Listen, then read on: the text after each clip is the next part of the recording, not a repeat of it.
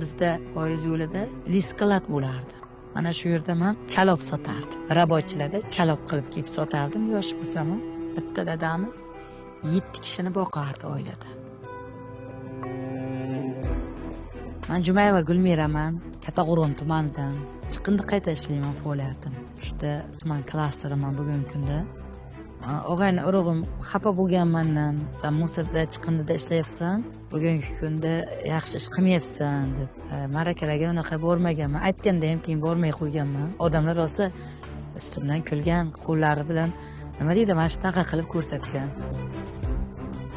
Bugungi kunda hech ham unaqa ayollar qiyinchilikdan atay chekinish keragi yo'q. Ular imkoniyat juda ham bugungi kunda ko'p. Xotin-qizlarga, ayniqsa ayollarga bugun juda katta imkoniyatlar bor. Pul o'zidan o'zi kelib qolmaydi. Qiyinchilik bilan, sabr bilan bo'lsa, albatta hammasi o'z o'rniga keladi. Orqaga chekinmash kerak, ishlash kerak. Bugun ziyon qilsa, ertaga albatta foyda qiladi. Ertaga ham ziyon qilsa, indin albatta foyda qiladi. Hozir Kattaqo'rg'on shaharda ham, tumanda ham hech qanaqa chiqindi ko'rmaysiz. U bitta tushsa bittaga yig'ishtirib ketiriladi, bizning zavotimizga boradi. Bugungi kunda qayta ishlayotgan narsam oddiy shishani drabelka qilib maydalab beraman yoki shunchaki yig'ib beraman, yig'ib jo'natib yuboraman. Temirni selpis qilaman. Hammasini plasmas qayta ishlayman. Faqat granula qilaman. Qoplarni qayta ishlayman.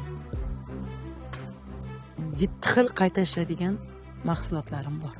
Bugun mana shu ko'rib turgan chiqindi hammasi qayta ishlansa, bu bizning O'zbekistonimiz boyliklar.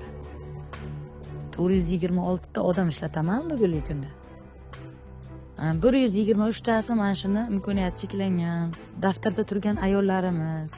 Ishchilarim bilan bitta stolda o'tirib ovqatlanishni yaxshi ko'raman. Obedda o'zimni mana shu rabochilarim bilan birga o'tiraman. Masalan, musrovozimda guruchchilarim bor. Men shular bilan birga o'tiraman. Ularning dardini eshitaman, nima qilayotganligini eshitaman.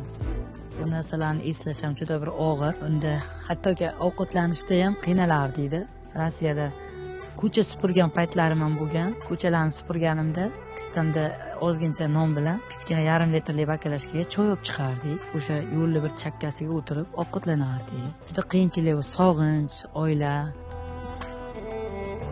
O'sha chet elda yurayotganlar ham ideya o'g'irlash kerak.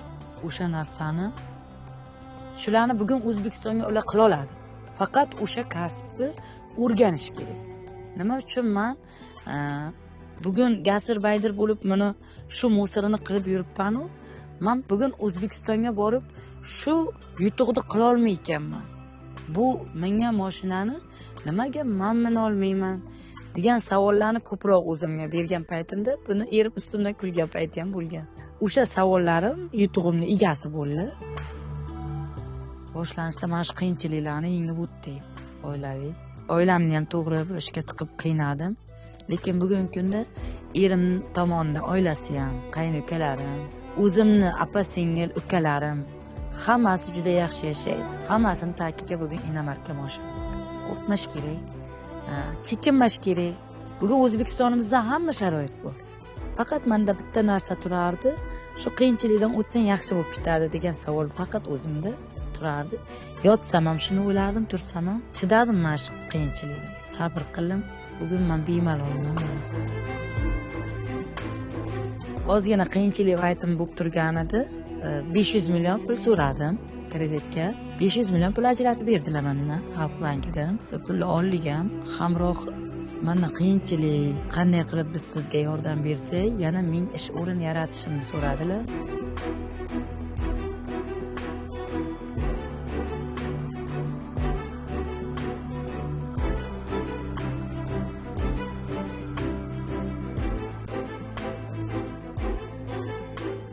Mana shunchalik hamrohdek bir tashkilotlar so'rab kelishib, menga umuman ruhan kuch beryapti desam ham adashmayman.